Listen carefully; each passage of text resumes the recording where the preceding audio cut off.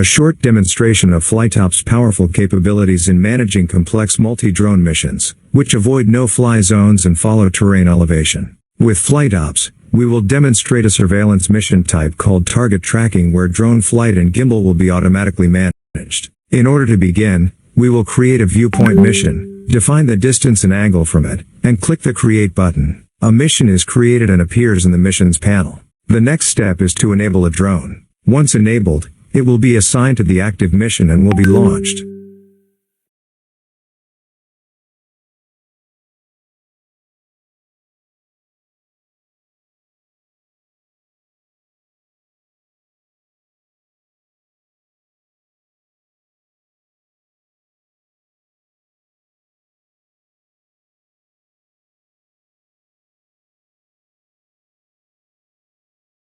When the drone reaches its mission altitude, it will create a dynamic no-fly zone around its flight path, protecting it from other drones. As the first drone is on mission, I will create 2 more missions and allocate 2 more drones.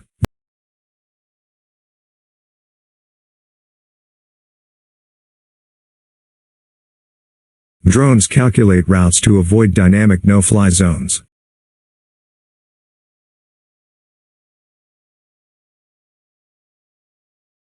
Once the drone reaches the observation point, a dynamic no-fly zone will protect it, and we can now either move the drone's location, target point, or assign it to a new task.